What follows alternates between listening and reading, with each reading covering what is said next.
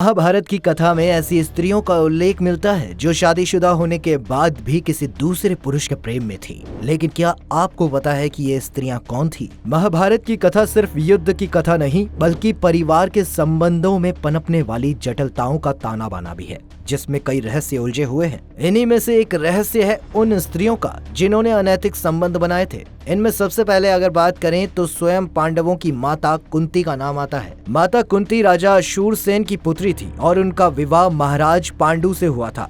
कुंती विवाह से पहले ही संतों और महात्माओं की खूब सेवा किया करती थी। इस क्रम में एक बार उनके महल में दुर्वासा ऋषि भी पधारे। महर्षि दुर्वासा कुंती के सेवा सत्कार भाव से बहुत प्रसन्न हुए। उन्होंने आशीर्वाद देते हुए एक मंत्र भेंट किया और कहा कि इस मंत्र का उच्चारण करके वह जिस भी देवता को याद करेंगी वो तुरंत उनके सामने आ जाएंगे और देवता का एक अंश उन्हें बच्चे के रूप में मिल जाएगा। कुंती उनके इस आशीर्वाद से बहुत प्रसन्न हुई। एक बार तो उन्होंने इस मंत्र को परखने की सोची। उन्होंने दुर्वासा के दिए उस मंत्र का उच्चारण किया और सूर्य देवता को याद किया। तुरंत ही सूर्य देवता प्रकट हो गए और उन्होंने अपने एक अंश को कुंती की गोद में दे दिया। अर्थात ऋषि दुर्वासा का आशीर्वाद सही था। किंतु जग में बदनामी के डर से कुंती ने सूर्य देवता के इस अंश को अपने से दूर कर देने का फैसला कर लिया। उन्होंने एक टोकरी में उस बच्चे को रखकर नदी में बहा दिया। ये बच्चा कोई और नहीं बल्कि स्वयं कर्ण था, जो क्षत्रिय कुल का होने के बावजूद कई वर्षों तक सूत पुत्र कर्ण कहलाया,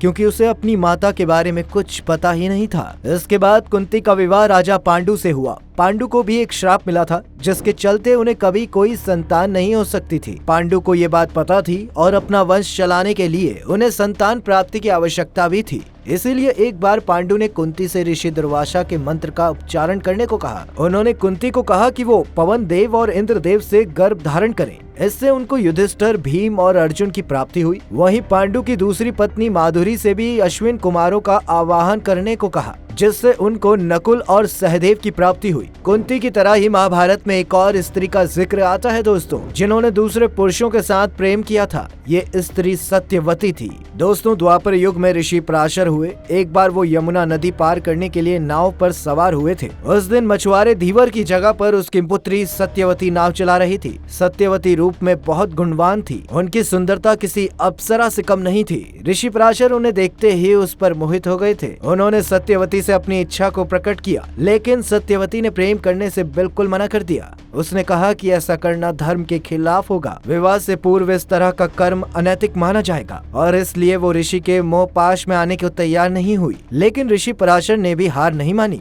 और उन्होंने अपना प्रणय निवेदन नहीं छोड़ा। अंत में सत्यवती ने ऋषि की बात मानते हुए 3 शर्तें उनके सामने रख दी। सत्यवती की पहली शर्त ये थी कि उनके इस कृत्य को कोई देख न पाए। इसका उपाय करते हुए ऋषि ने तुरंत ही एक कृत्रिम द्वीप का निर्माण कर दिया, जहाँ सिर्फ वो दोनों ही थे और कोई तीसरा द्वीप में मौजूद नहीं था। सत्यवती ने दूसरी शर्त ये रखी कि उसका कुंवारापन किसी भी हाल में भंग नहीं होना चाहिए। ये शर्त को सुनकर ऋषि ने आश्वासन दिया कि एक बार संतान को जन्म देने के बाद उसका कुंवारापन पहले जैसा ही हो जाएगा। वहीं उसकी तीसरी शर्त ये थी कि उसकी मछली जैसी दुर्गंध मनमोहक सुगंध में बदल जाए। तब पराशर ऋषि ने उसके चारों ओर एक सुगंध का वातावरण बना दिया, जिसे कई मील दूर से भी महसूस किया जा सकता था। सभी शर्तों को पूरा करने के बाद सत्यवती और ऋषि पराशर ने उस कृत्रिम द्वीप पर नाव में ही नजदीकियां बना ली। इस क्रीड़ा के कुछ महीनों बाद ही सत्यवती को एक पुत्र पैदा हुआ और बड़े ही प्रेम से इसका नाम कृष्ण द्वैपायन रखा गया। आपको जानकर हैरानी होगी दोस्तों, लेकिन ये कृष्ण द्वैपायन ही आगे चलकर वेद व्यास कहलाए और जो सत्यवती के ये पुत्र थे वो आगे चलकर हस्तिनापुर नरेश शांतनु की रानी बनी। कहा जाता है कि सत्यवती और ऋषि पराशर के बीच जो हुआ ठीक वैसा ही सत्यवती की दोनों बहुओं के साथ भी हुआ। वो भी किसी और के जरिए नहीं बल्कि सत्यवती के पहले पुत्र वेद व्यास के जरिए।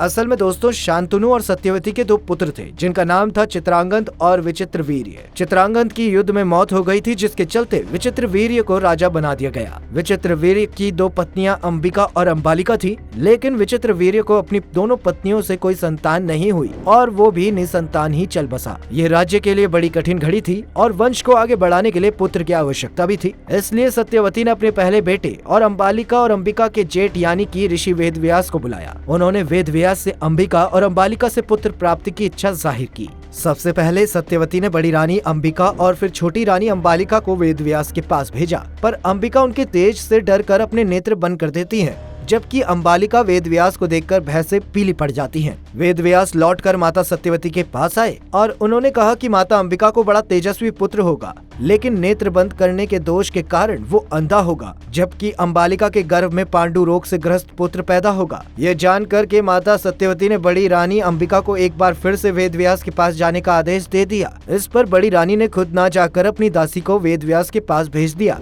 दासी बिना किसी संकोच के वेदव्यास के सामने से गुजरी तो इस पर वेदव्यास ने माता सत्यवती के पास आकर कहा कि इस दासी के गर्भ से एक विद्वान पुत्र का जन्म होगा। इतना कहकर वेदव्यास तपस्या करने चल दिए। दोस्तों, आपको बता दें कि अंबिका से धृतराष्ट्र, अंबालिका से पांडु और दासी से विदुर का जन्म हुआ। तीनों ही ऋषि वेदव्यास की संतानें थीं।